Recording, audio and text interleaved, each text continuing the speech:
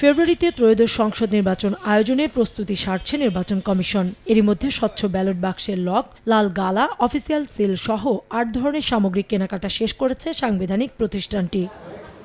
নির্বাচন সামনে রেখে সোমবার কমিশনের নেয়া বিভিন্ন সিদ্ধান্ত তুলে ধরেন কমিশনের সিনিয়র সচিব।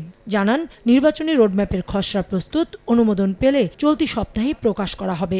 একটা কর্মপরিকল্পনার ব্যাপারে বলা হচ্ছিল, ড্রাফটটা করা হয়েছে, ড্রাফটটা এখন কমিশনে দিয়ে আমরা অ্যাপ্রুভ করবো।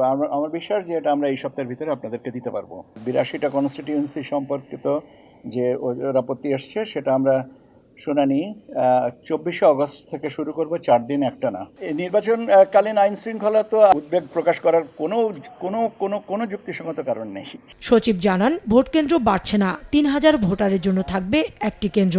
নতুন 22 রাজনৈতিক দলের তথ্য তদন্ত করতে মাঠ পর্যায়ের চিঠি দেওয়া হয়েছে। ভোট কেন্দ্র সংখ্যা বাড়বে না, যৌক্তিক বিবেচনায় যদি বাড়ে, সেটা পুরুষদের জন্য এটা আছে 500 জনের জন্য একটা বুথ, এটাকে আমরা যদি 600-তে করতে পারি তাহলে দেখা যেতে পারে যে আমরা অ্যাকোমোডেট করতে পারবো। 22টা দলের যেটা আমরা প্রাথমিকভাবে যাদেরকে আমাদের মনে হচ্ছে যে মাঠ পর্যায়ে পাঠানো দরকার, আমরা সেটা পাঠিয়ে দিয়েছি। এদিন বিকেলে সিএসসির সঙ্গে বৈঠক শেষে IRI এর আঞ্চলিক পরিচালক জানান, ভোট সামনে রেখে রাজনৈতিক দলগুলোকে কারিগরি সহযোগিতা দিতে চান তারা।